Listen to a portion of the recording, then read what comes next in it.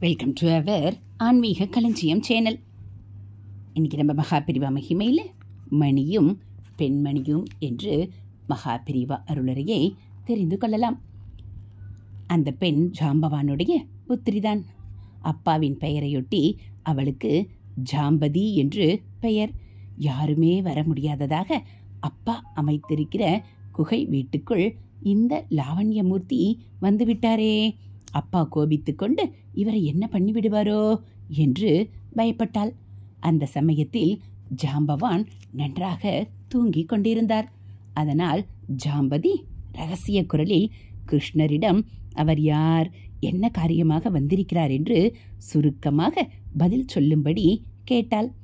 பகவான் அப்படியே சொன்னார்.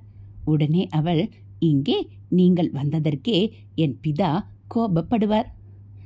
சயமந்தகத்தை வேறே நீங்கள் யாரோ ஒருத்தருக்காக எடுத்துக்கொண்டு போக நினைக்கிறீர்கள் என்று அவருக்கு தெரிந்தால் எரிகிற கொள்ளியில் எண்ணெய் விட்ட மாதிரி ஆகும்.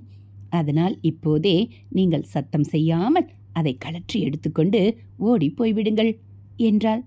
அவரை போகச் சொல்வதற்கு அவளுக்கு மனசு இல்லைதான்.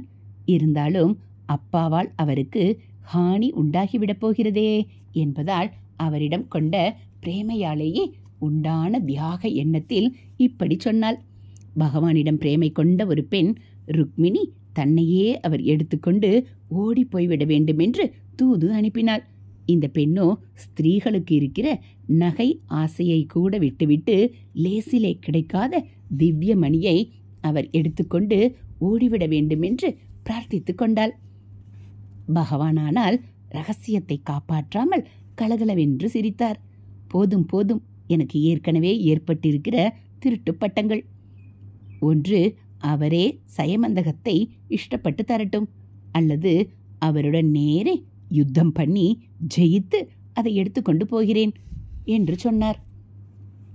அப்பா குணம் எனக்கு தெரியும், கரடிப்பிடி என்று.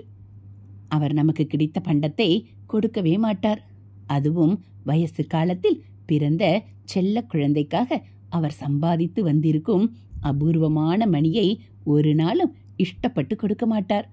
ஆனதினால் நீங்கள் நேர் வழியில்தான் வாங்கிக் கொள்வீர்கள் என்றால் அவருக்கு முன்னால் கை நீட்டி யாசித்து தோற்று போக வேண்டாம், யுத்தத்திலேயே ஆரம்பியுங்கள் என்றாள் ஜாம்பவதி.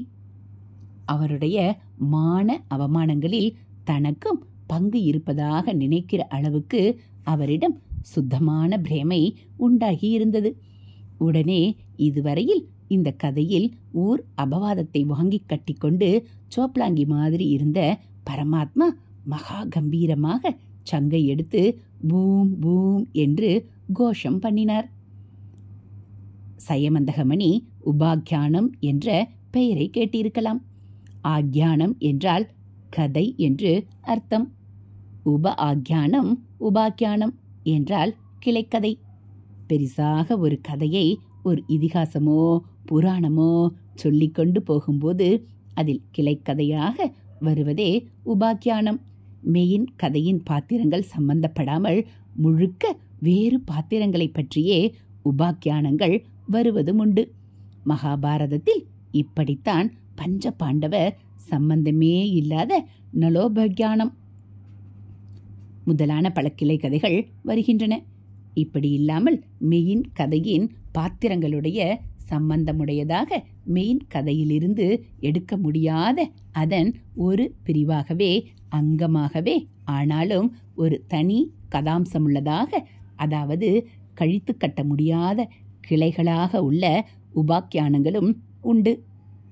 சயமந்தகமணி உபாக்கியானம் பாகவதத்தில் இப்படித்தான் பார்ட் மற்றும் பார்சலாக இருக்கிறது.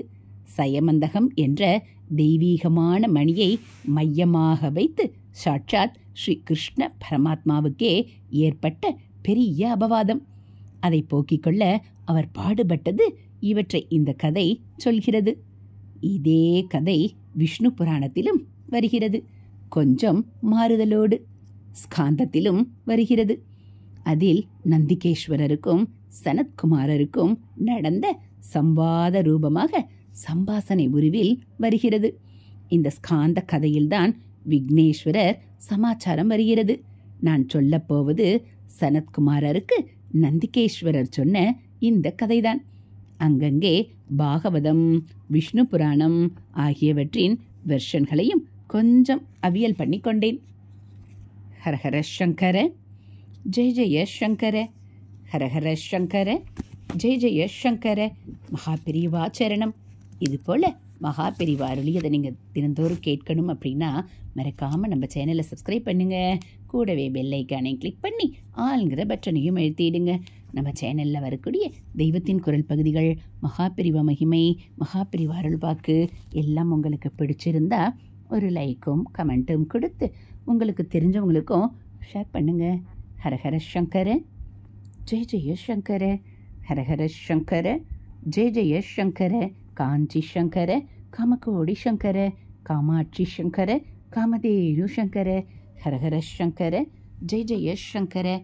மகாபெரிவா சரணம்.